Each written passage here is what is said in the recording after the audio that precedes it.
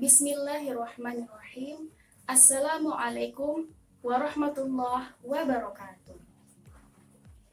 Pada paruh kedua abad ke-20, hubungan antara Islam dan ilmu modern mulai memasuki babak barunya. Diskursus antara keduanya tidak hanya lagi membahas tentang Islam dan ilmu, melainkan juga berkaitan dengan keseluruhan pengetahuan modern, lengkap dengan metodologis dan dasar-dasar pengambilan keputusan yang membentuknya. Hal ini tentu berimplikasi kepada pandangan dunia Islam. Berbagai gagasan dari para cendekiawan Muslim mulai bermunculan, seperti yang digagas oleh Syekh Naqut Al-Atas dan juga Ismail Roji Al-Faruqi, yang dinamakan dengan Islamisasi ilmu pengetahuan. Gagasan ini merupakan upaya untuk mengembalikan ilmu pengetahuan pada asalnya, yaitu agama, keimanan, dan juga tauhid. Namun, menurut Kunto Wijoyo, seorang guru besar ilmu sejarah di salah satu universitas ternama di Indonesia, yaitu Universitas Gadjah Mada, menyebutkan bahwa gagasan Islamisasi pengetahuan cenderung bersifat reaktif dan bergerak dari konteks menuju teks. Sedangkan Kunto Wijoyo tidak ingin terjebak dari euforia respons dan gagasannya bergerak dari teks menuju konteks. Oleh karena itu, ia menggagas akan perlunya ilmu sosial profetik yang mengandung nilai dari cita-cita yang diinginkan oleh masyarakat, karena di dalamnya terdapat petunjuk ke arah mana perbuatan itu dilakukan, untuk apa, dan oleh siapa.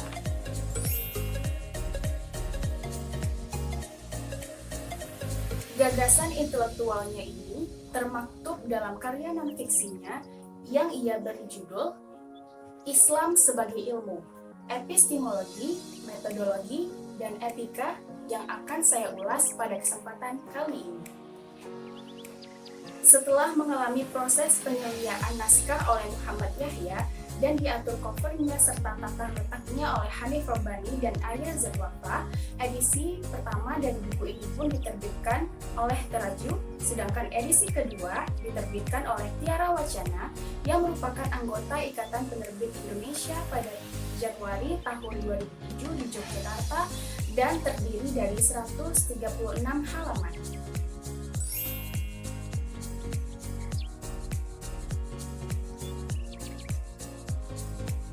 Kunto Wijoyo adalah seorang dosen jurusan sejarah Fakultas Sastra di Universitas Gadjah Mada sejak tahun 1970 hingga akhir hidupnya.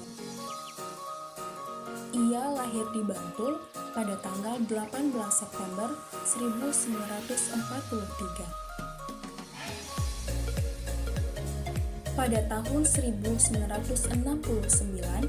ia menamatkan studi strata 1 di jurusan Sejarah, Fakultas Sastra dan Kebudayaan di UGM. Lalu, ia melanjutkan pendidikannya di The University of Connecticut, USA. Gelar PhD Ilmu Sejarah ia raih dari studinya di Columbia University. Pada tahun 2001, ia dikukuhkan menjadi guru besar ilmu sejarah dengan pidato pengukuhan yang berjudul Periodisasi Sejarah Kesadaran Keagamaan Umat Islam Indonesia, Mitos, Ideologi, Ilmu. Semasa hidupnya, ia senantiasa mengemukakan ide-ide intelektualnya selaku sejarawan. Di samping itu, ia juga memberikan perhatian yang amat besar terhadap kajian ilmu keislaman. Salah satu di antaranya adalah gagasan akan perlunya pengembangan ilmu sosial profetik yang ia usulkan.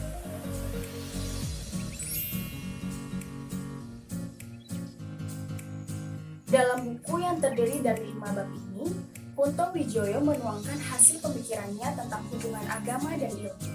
Ia berpendapat bahwa arah intelektual Islam harusnya bergerak dari teks menuju konteks.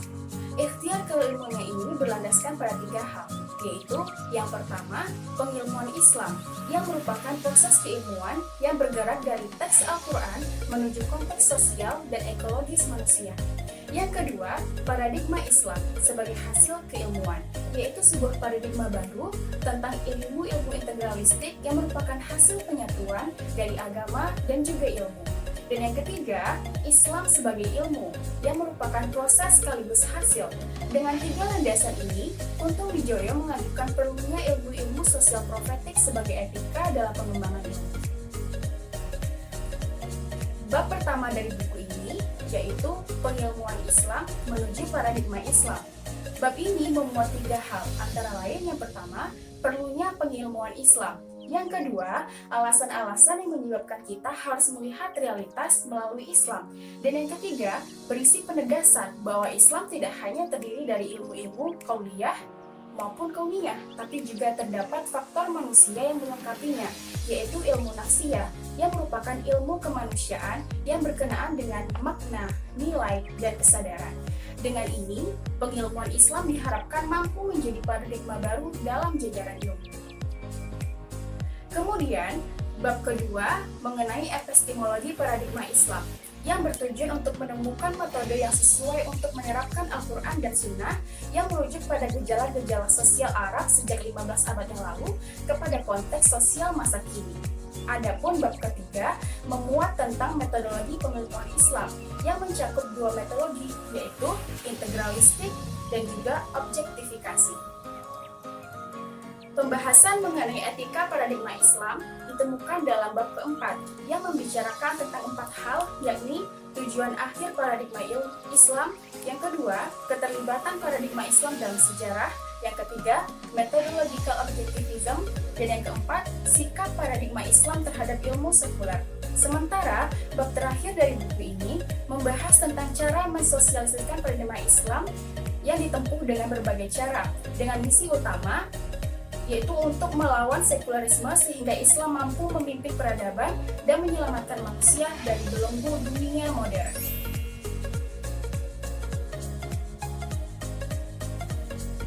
Setiap pembahasan dalam buku ini singkat dan juga padat, sehingga pembaca tidak mengalami kebingungan karena terlalu banyak informasi yang diperoleh.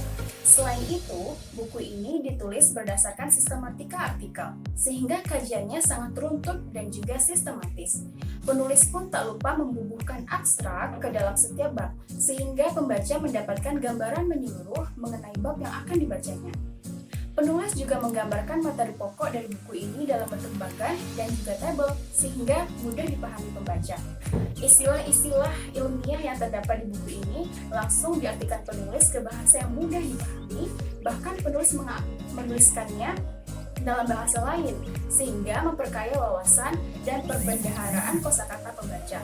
Namun, kekurangannya adalah penulis tidak memaknai semua istilah tersebut secara bahasa, sehingga pembaca pun diharuskan untuk mencari maknanya jika ingin tahu lebih dalam.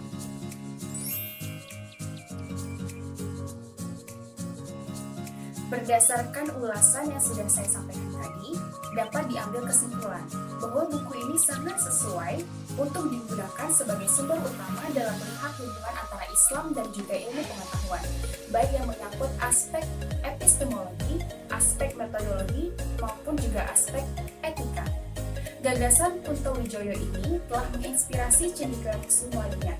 Salah satunya adalah Amin Abdullah, seorang guru besar filsafat Islam dan studi Islam di UN Sunan Kalijaga, Yogyakarta.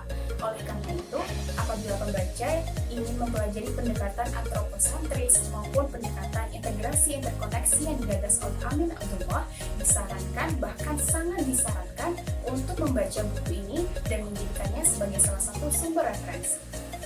Demikianlah ulasan saya mengenai buku Islam sebagai Ilmu.